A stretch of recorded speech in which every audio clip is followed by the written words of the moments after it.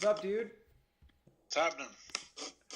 We've been having technical difficulties, and it's all good. We're here now. Let's give it a shot. Who knows? Maybe we're just gonna be talking to ourselves, but that's okay. Either way. Wouldn't be the worst thing in the world. No. So the idea. So this is actually the first time I've tried this first video. The idea base is real simple. Is that I have managed to find myself around a lot of really interesting, amazing people. And I always think to myself, like, shit, man, I wish like everybody could, listen in on this conversation or that conversation, or I wish people could be here right now. And so this is kind of my way of trying to do that, where it's like invite people into the conversations I have with really interesting people. So that's where we are now. I'm sure that as time goes on, I'll get my act together with technical stuff and maybe have a cool studio or something. But for now, it is what it is. So for people who don't know you, you do a brief introduction, who you are, kind of how you came to be where you are now, and all that kind of stuff. Sure. Yeah, sounds good. And then you want me to kind of emphasize sort of the spiritual stuff, for lack of a better term? Well, yeah, you're an Army veteran, and Right. and then moving into that, yeah. Sure. Okay, sounds good. Yeah, so just I mean the quick version of myself. So my name is Alex Ross. A lot of people actually call me by my middle name, which is Laszlo, which gets confusing. Born in LA originally, grew up here in Los Angeles. Studied computer science in college, and kind of decided I didn't want to sit at a desk staring at a screen, so I joined the Army as an officer. Spent most of my time in and out of Bosnia.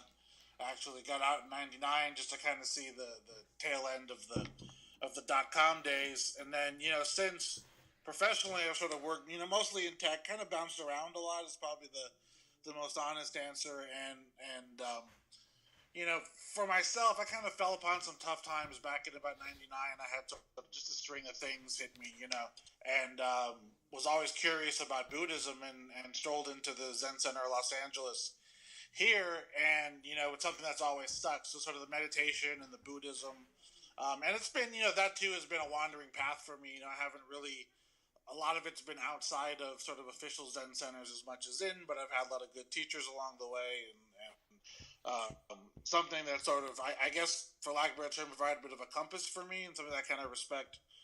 More and more over time, I kind of feel myself applying the principles and seeing things in my life. Sweet. So do you consider yourself a Zen Buddhist? I finally say that. It's kind of, at the end of the day, it's irrelevant whether you call yourself a Buddhist or not, and Right. when you've been doing it for over 15 years, at some point you probably just need to own it. Right. And I think definitely Buddhism as it's practiced in the U.S., especially Zen, is pretty open-minded, non-doctrinary kind of a thing, and open individual interpretation. But yeah, I'll own the title. Okay, cool.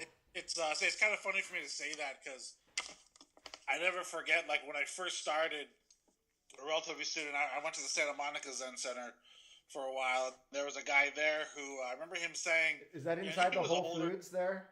No, I'm just kidding. It might be. I'm just kidding. Okay.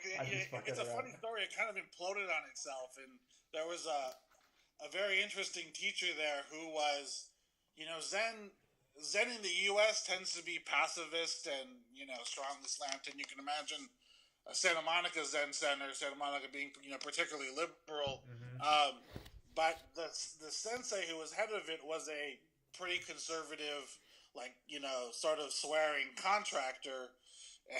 And this is soon after 9/11, he sort of got on a bit of a soapbox about a pretty conservative soapbox that alienated people pretty quickly. But I'll never forget one of the guys there. He was probably in his 60s and had been around a while. Right, I remember him joking about, hey, I thought I'd try this Zen thing for 20 years and see what happens. And I remember chuckling about it at the time because I'd maybe been meditating and practicing for about a year, and I was like, 20 years, I'll totally have this thing down. I don't know what this guy's talking about, So here I am having, at least hypothetically speaking, spent 16 years practicing and, feel like I've learned a lot, but there's certainly never any pedestal you climb on top of and go, "Hey, I got this down. I'm the guru in this. I've got all the problems solved." Like there's no way that pans out. Yeah, I think that happens in every kind of space, and I think, and I just notice is the more you become the man or legit, Right. and the fewer people you see around you as you move up in whatever you're doing, and more expertise in whatever you're doing. Like if you're a baseball player and you make it to the major leagues, there's not a lot of people playing Major League Baseball.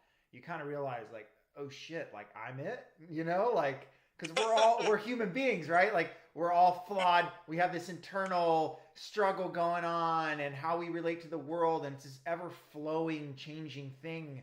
Like who we are and how we relate to the world, and then how we think about ourselves, and just all this stuff. And we grow up looking at adults thinking, oh, I'll never be an adult. And then you're an adult, and you're like, wait, I'm an adult? Like same thing with being a parent. I look at myself, I'm like, I'm a fucking parent? Like, I'm not what my dad was, but I am. Right.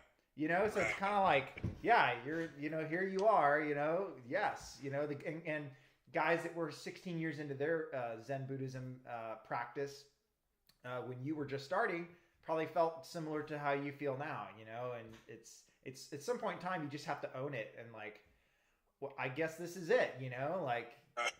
Right, exactly. Well, yeah, and it's, you sort of start to know what you don't know, and you're fine with that, and and we all are learning more and more every day. But at some point, that's all any of us do. Is there's sort of an old Zen poem about step by step and in the dark, if my foot be not wet, I found the stone. Meaning like you're walking through a creek and our eyes are closed, and that's kind of all we're doing is we're kind of reaching out with one foot and tapping along, and that's still water, that's still water. Oh, that's a stone. Let me step on it. Right. The same. That's really, no matter who we are on this planet, that's all we're ever doing, right? Whether it's being a new parent or starting a company or starting school or leaving school. That's all we do. Is at every day of our life we're like, crap, what do I do now? Okay, let me try this. Yes, that's it. No, that's not. Yes, that's it. And that's all we do from the second we show up on the planet till the second we leave. Yeah, I think a lot of people, they find that a stone, and they take a step forward, and then they go, hey, the whole world is this stone. So I am the master of the world. I'm somehow elevated now that I found this little. It's like no, there's a lot more out there that you don't know, and frankly, there's a hell of a lot more that you don't know than you do know, even if you're one of the more learned people. Right. So, well, and I think what drives my worldview, and I mean, it's certainly. And first of all, let me say that like I don't represent Zen as in any official capacity. I've got nothing to sell people on it. I'm not a monk anywhere. Come on, where's your DVDs? Where's your DVDs? Right, exactly. That's actually a pet peeve because I mean, there's not too many people trying to capitalize on, say, Zen in particular, but the money does get involved, and even if it's just legitimate stuff for like retreats, they get expensive, and to me, like, hey, I'm as much a capitalist as anyone, and I have an MBA and I've started companies, but as soon as the money gets involved, even if it's just in completely well-intended ways, it just starts feeling wrong, So yeah, if you see me selling a meditation TV DVD, please, walk up to me and punch me in the dick and tell me to get my shit together. This isn't family free, family oriented, is it? No. Okay. I am never that way. If you watch my YouTube channel, I drop F-bombs all the time. I just keep it real, man. Right. So this is interesting. So, God, there's so many things I want to ask. First of all, like, what is the difference? So I understand Buddhism, but what's the difference between Buddhism and Zen Buddhism? I've never understood that. Sure. And I guess I have to say, like, we don't spend a lot of time worrying about the differences, right? But, so historically speaking, Buddhism started, not surprisingly, with Buddha in India. Good old Siddhartha. And it's right, exactly. It's a little ironic because it's not heavily practiced in India anymore. And it made its way. So the path of Zen Buddhism historically was started in India with Buddhism, of course. Went over to China, and actually mixed a lot with Taoism, and that's sort of what what like became Confucius Zen. and all that. Well, Confucianism is kind of different, and even depending on how you look at it, sometimes at odds with Taoism. And I'm certainly no expert on. Oh, I'm well, no let's expert not on go down that Confucianism. rabbit hole then. I've heard people say they're related, but I don't know. Once again, we don't. One of the big things of Zen, though, is, and part of it is because that combining with Taoism is, it's sort of anti-intellectual. So some of the Buddhism in India had become sort of very scholastic, and they started debating concepts and terms. Very philosophical. And Zen, and inheriting from Taoism, sort of became very much like experiential, and hey, let's drop some of the sort of scholastic and academic baggage, and sort of one of the origin stories, if you will, is of Buddha sort of going up to give a talk in front of a temple, and just holding up a single flower, and everyone in the audience just kind of didn't say a word, held a flower, and everyone in the audience kind of stared. And there was one guy who sort of saw the flower and sort of got the message and smiled, and sort of apparently attained enlightenment in that moment. Right. And sort of the message there being like, it's an experiential thing, and there's sort of this amazing, Buddha sort of used the term sort of the relative and the absolute. The relative sort of being the world we know, and the absolute being this thing beyond it that we generally in our day-to-day life don't comprehend, but you can get to through meditation. But really, that flower sort of representing this absolute that transcends the world we're in, but is actually present in everything at the same time. If that makes sense. And I just swept through 7 or 8 major concepts there in that little story. But yeah. So that sort of is kind of the origin story of Zen. And then I guess to answer your question, it then actually moved from China into Japan, which is where sort of we think of Zen coming from. Oh, interesting. And really in all of these, any tradition or religion or whatnot, you have to look at in the context of the culture it was shaped in. So really in Japan it's very hierarchical, and the samurais believed in Zen. Very much What's more that? just the Japanese are very much more. They seem more kind of linear and more not serious, but. Well, structure. Yeah, serious is probably serious may be the right word. I guess linear is kind of a funny term that means different things, to mean different people. But highly structured, highly hierarchical, very austere. Yeah. That's a great word. Yeah. Very, very, very austere. And there's classic stories about a teacher cutting off a kid's finger to prove a point, and the kid attains enlightenment in having his finger cut off. And all right.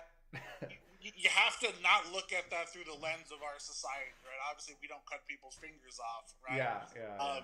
And then there's the walking around in meditation and someone carrying a stick around who hits you over the shoulder with a stick. I've seen that. Yeah. To kind of wake you up, and it's not a. It's. I wouldn't be surprised if there were straight up beatings going on in the old days. I wasn't there, but these are things that don't go against our culture, really the stick, and I'm drawing the blank for the Japanese name, they hit you on a specific spot sort of above your traps here on the top, and it's a stinging thing that wakes you up that, I don't mind, but when you tell your friends, like, oh yeah, there's someone with a stick who smacks you with it to keep you awake, it just really comes across the wrong way. It's all about context, man. It's like people who eat bugs. If you grow up eating bugs, it tastes good to you in some culture, and we think it's the most disgusting thing, and they might think eating a taco is the most disgusting thing. So it's all relative. There's a very hierarchical nature to it in Japan, and then it came over to the U.S. Mostly got popular in the 60s. Yeah. Kind of started off in San Francisco, and then it had a very sort of pacifist lens as looked at in the U.S. So I think, anytime you look at a body of knowledge or a tradition, it helps if you at least know the context it comes from. We've sort of talked about taking meditation into veterans, and, from my perspective, all of the core truths and value of Buddhism don't necessarily need that pacifist lens. And I don't know if there's anything wrong with pacifism, but if you're going to reach a guy who just left Iraq or Afghanistan as a machine gunner and comes from the South and quite possibly a Christian upbringing, it's helpful to sort of leave the terminology behind and translate that into something that's going to resonate with him. So. It's like I just think about it more and more. So I'm just interested in information, and I study different things, and I go into little mini things where I'll study one thing for a few months intensively, and then I'll move on to the next. And the more I start learning about things, the more I realize you have these ideas and concepts and what they are. And then as the information gets passed down and learned and relearned and taught, it gets filtered through different lenses and perspectives and through different dogma and social situations and cultures.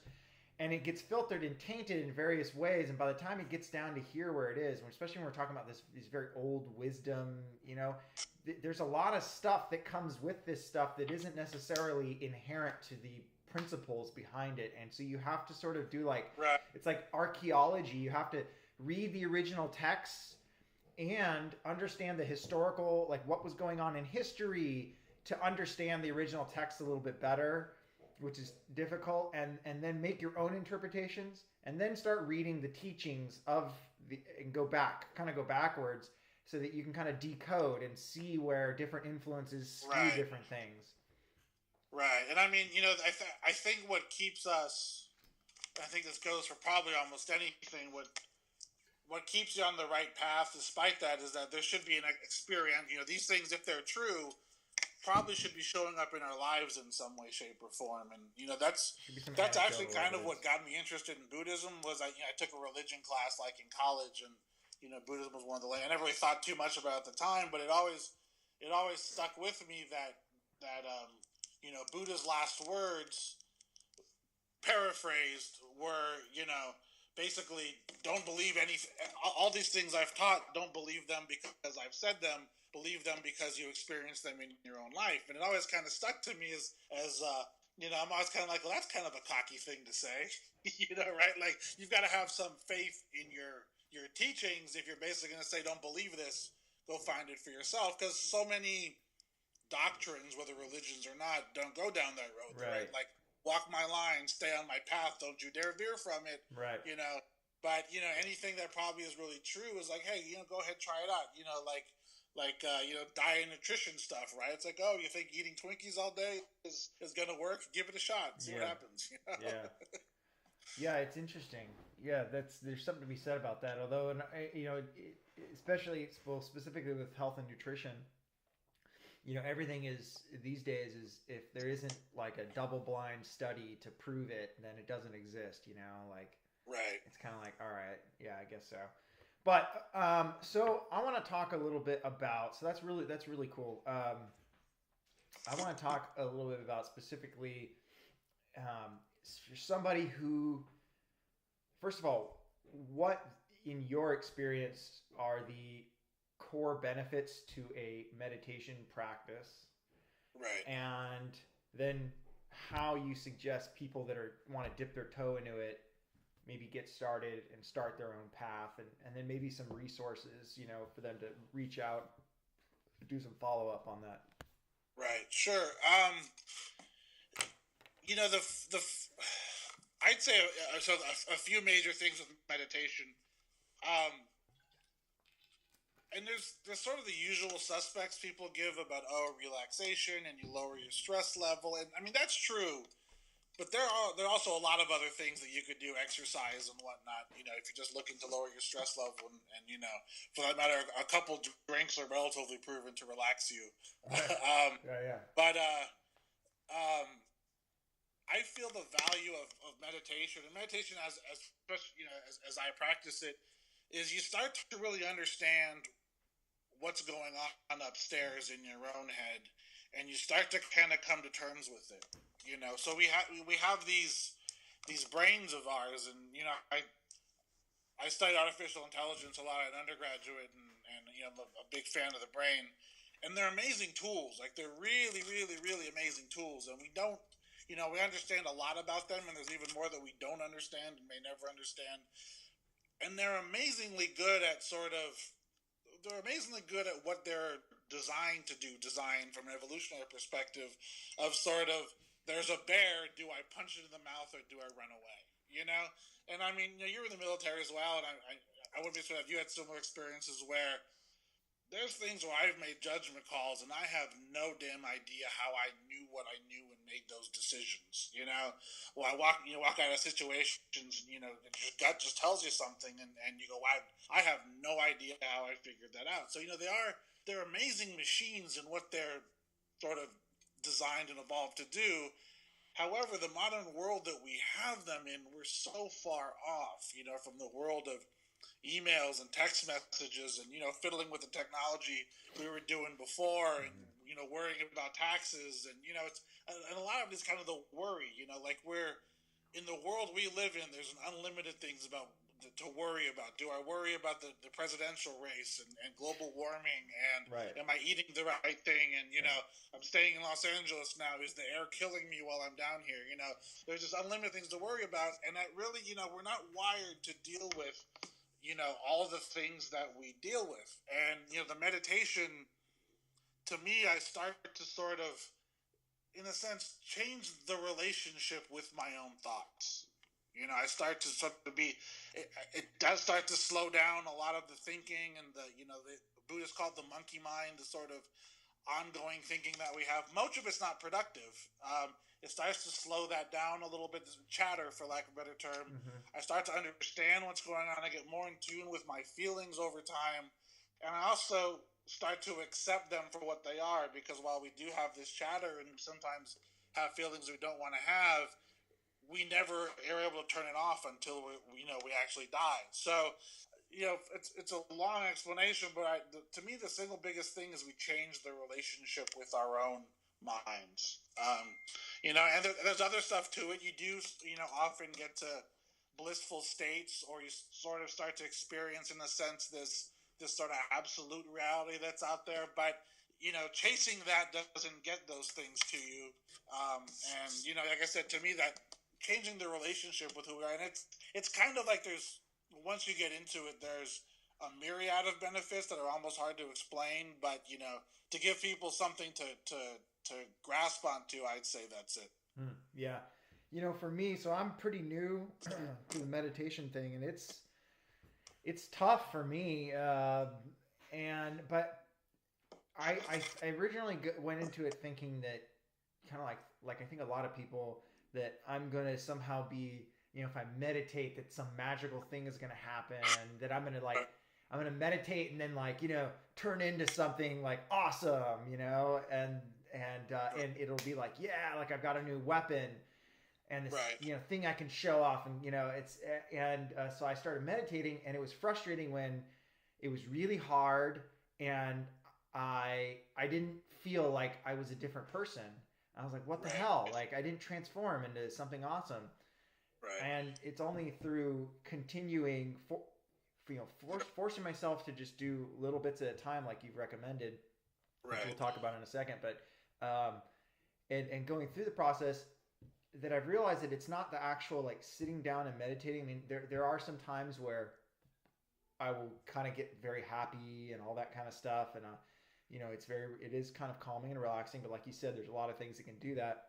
But what I've really noticed now is, throughout my day, it'll be a couple times during the day where maybe I'm in the car and I'm driving, and I just realize that I'm clenching my jaw, and I kind of just breathe. I take a breath, you know, and I let myself kind of loosen up a little bit.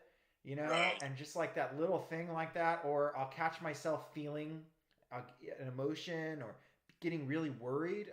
For me, I've been prone to psychosomatic symptoms. My brain is very much like really severe psychosomatic connection. So I got to watch it. You know, I'm prone to that kind of stuff. I'm maybe even to like hypochondria and that sort of thing. Sure. So the meditation has really helped me when these thoughts start racing and taking over, right? To separate myself from the thoughts and sort of just recognize, like, all right, this is what's going on, and create that separation. And it's not magic, but those little moments, it makes a big difference. And it sort of feels like this safe haven that I can always go back to. This realization that if I stay in the present moment, that, all this other worry and pain and suffering sort of melts away when you really bring it back in. What's going on right now? Exactly. Can I watch my breath? Can I hear the sound of the birds? Can I see the water moving? Right. Yes, I can. These things are real. They are now. It's like Buddha with the flower, right? So it's like that is how the practice has helped me, and those little things add up big time. Right. Yeah, and there's like you talked about sort of the thoughts, and I think I talked about the mind being flawed, and that's just this stuff is starting to emerge as sort of research that there's feedback loops in the brain. There's a lot of feedback loops. And that's sort of what causes a lot of problems at times. Anxiety or depression is just sort of ruminative thinking. And the Buddhists have going way back have an expression about I think it actually comes from I think Buddha used it at one point in time of a guy who's shot by an arrow, right? Hit by an arrow, and an arrow hurts. And when you have an arrow and you get the arrow fixed, you don't get freaked out about who shot my arrow. Why did I get shot? Why is it always me? Couldn't have missed me. It almost missed me. Did I have to be in that spot? And that's what they call the second arrow that we sort of layer. So there's the first arrow of there's always pain in this world. There's always bad things that happen. Loved ones die. You lose a job. We stub a toe. We bounce a check. Whatever it is, Sure. And that's sort of the first arrow of life, and that there is pain in life, So even in common culture, we talk about zenning out, and it's a misappropriation of the term, and it's a bit of a pet peeve. I know it's not ill-intended, because Zen really isn't about going to some happy place. Sometimes it is walking into the pain that exists in some situations, but I think in reality, not only is there this second arrow, but this what happens when people spiral down into depression is the second becomes a third, becomes a fourth, becomes a fifth, and it becomes a runaway thing. And kind of like you said, you kind of notice it and you kind of just leave it at that. And sort of unwind a little bit. I think that's really the crux of what is helpful about meditation and sort of changing the relationship with our thoughts. To just let it be, to sort of have that come what may, let it be, to sort of just instead of fighting. I think it's that fighting what is causes the pain, exactly. Right. And that's what I've noticed. Exactly it. Right. Exactly. Which, like I said, in some of the tougher cases really spirals out of control. And I think, all of us have probably been there at some point in time where it's like, maybe you're at a job you don't like, and you go from like, this is a tough day or a tough meeting with my boss, and that spirals down to why am I in this job and what's going on, and my life's never going to get better. And, but instead, if you just catch that and you go, okay, that meeting sucked, let me leave it at that and go about my life, then you can avoid a lot of pain that we sort of self-create. Right. So now here's the part where I used to, and when I talk to a lot of people about this, that they have an issue is when you start talking about what I was talking about, which is a lot, just coming to terms with what is, accepting what is. Right. I actually think that in the Bible, when Jesus talks about and I'm not religious by any means, I guess it's so cliche to say you're spiritual, but I don't follow a structured religion. I grew up in the Catholic Church, but it says turn the other cheek. I really think that that's what he's talking about, is accepting the now. The now hurts, so we can get angry and upset, and we can and let it kind of brew inside us, or we can turn the other cheek and accept the now. Right. And in that sense, we defeat it, because we don't give it that pain and that traction and that grip over us. We don't allow it to phase us and our happiness and our presence. Right. It's sort of the way I interpret that. And I read the Quran, I read the Bible, I read, all the major books, and I read all the Stoic philosophers, and I read, all that stuff. And I see these things like that, and I see that they're talking about the same thing. Right. And so here's the thing, like with turn the other cheek, one of the biggest things that I always had, it was like, that's so weak. It's very it's like a passive, And you and I are veterans, and I really want to work on a program specifically tailored for veterans to get them started and introduced to meditation. Right. And so this is one of the things that I really been thinking about is like, when somebody says, well, I don't want to turn the other cheek, and you can't let someone, don't be a pushover, you can do something about what is. And it's important to really narrow in on that for me and just say, look, it's not about letting people beat you up and take advantage of you. It's about owning the now, accepting it, not letting it phase you. So that's actually a strength, right? It's right. Like, come what may, I'm not going to let it phase me. I am not going to let it ruin my day. And then being in the moment also gives me power to act. So now I can make the best decision, clear-minded, not emotional. How do I make the best decision moving forward, fully accepting what is and not dwelling on it and getting those second and third arrows? Right. But accepting what it is, Roger, got that. How am I going to execute now and make my life better? Instead of whining, crying, worrying, I'm going to accept what is, and then I'm going to make changes in the now, which is the only way to really, like Abraham Lincoln said, the best way to predict the future is to create it. So that's the thing. The only place you can create the future is in the now. So it all goes hand in hand. So it sounds turn the other cheek and accepting what is and not fighting what is sounds very weak, but it's actually strong. It's actually strength. And that's the big thing I want to get across to people. Yeah, I think it's kind of sad that like saying that like let's accept what is sort of a radical notion these days, because how do you not accept what is? Right? What are you working on? You watching a movie, or are you in life? But it does become a radical notion. If I could go back a little bit to we were talking about sort of starting off in the meditation and it being tough. Yeah. And I definitely, like I said, I've been doing this for 16 years, and it probably sucked for 10 of them at a certain level, and partly because I was forcing things. I think I've talked to you a lot too about about sort of not forcing things, but I don't.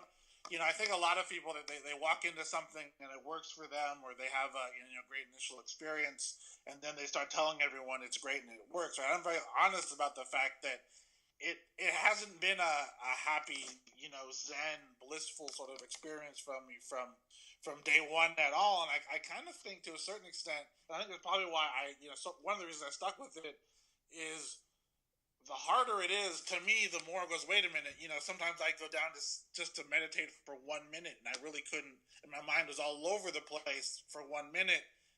And you kind of go, wait a minute. So to me, I sort of said, well, I really do need this stuff, right? If not I'm doing this because it's great and it works, but I go, oh man, I think I really do need something like this. But one of the things that happens early on, and like I was going back before about saying it should be experiential, sometimes even though it's tough, really tough to start, generally speaking, you have these, for lack of a better term, enlightenment experiences, like somewhere in there where things really do shift and sort of a light comes on, and it may be sort of it may not be a long experience, but you really start to see the value of it, and for me, back in, I said, mentioned back in 99, I was having some tough times, and I had, just come out of the military, and I was working, but still trying to figure out, sort of who I was as I was 28 years old. And I was working for a big prestigious consulting company, and I was on the road every week. And my mom was just diagnosed with cancer, and I hated the job I was doing, the travel, and a lot of the projects were sort of, billing out a lot of money and not really bringing much value. But I was flying back in on a Friday night, and I was already dreading getting back on the plane Monday morning. Now, I wasn't even off the plane returning yet, let alone getting on the plane on Monday morning. And I had been sort of reading this book about Buddhism. And to life, I can't remember what book it was even. It wasn't one of the major ones.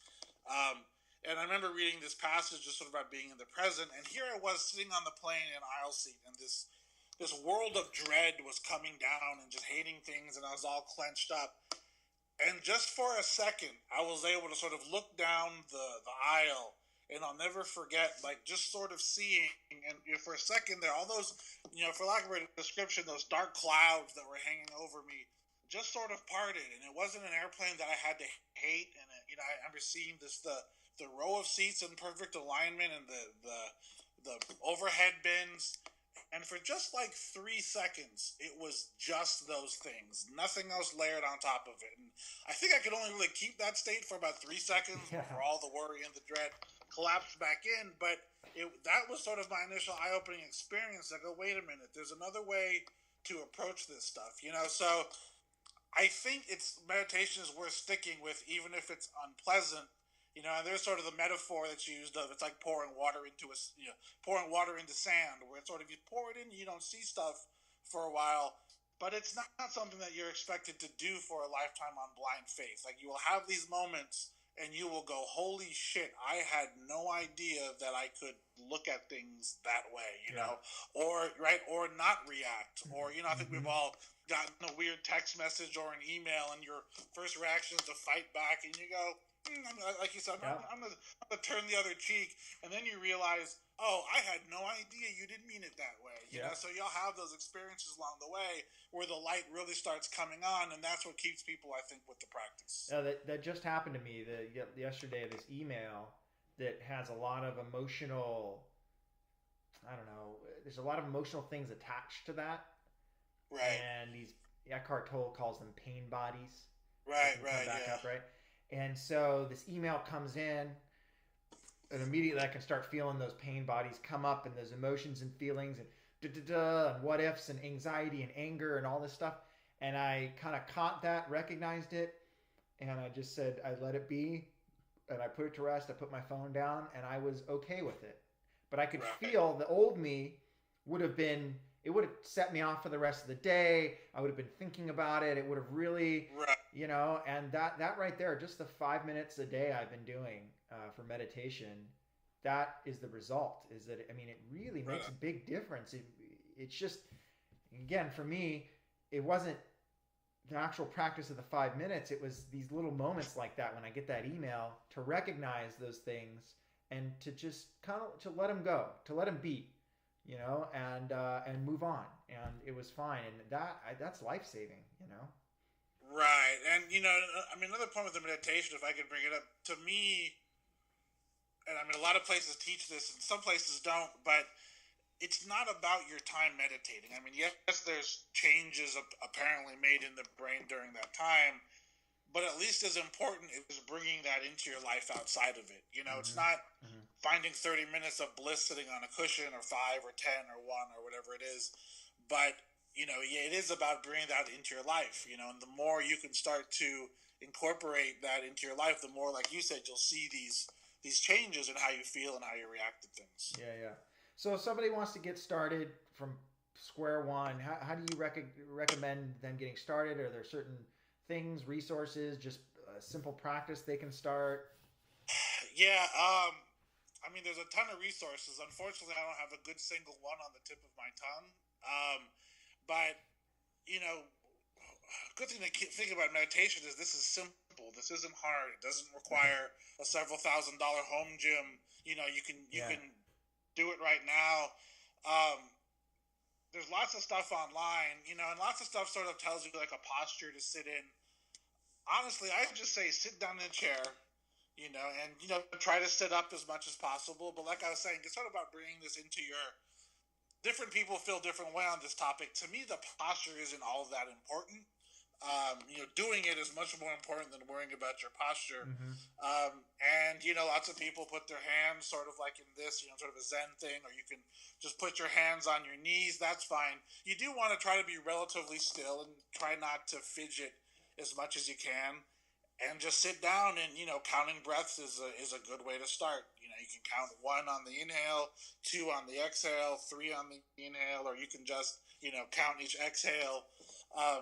Those sort of details to me don't matter as much as just sitting down and doing it.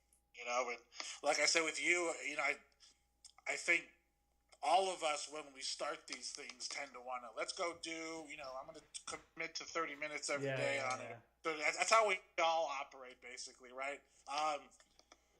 there's something to be said for really, under promising and over deliver, and just, picking a minute, because we're fighting a lot of bad habits, and we're fighting stuff that's ingrained to get to do it. And, sort of, to me, the first sort of stage is actually just building the habit of meditating. Right. So even if 1 minute is all you can do, meditating for 1 minute a day regularly, you start doing that for a few weeks, you start seeing changes, and to me, with 1 minute, it's like, there really isn't anywhere that I can't be 1 minute later to. Right. When you try to do 15, 30, I try to do mornings, picking a regular time is good, and setting aside 30 minutes. A lot of us are running late for work or whatnot, but seriously, you can't walk into work 1 minute later. Are you sure? Yeah.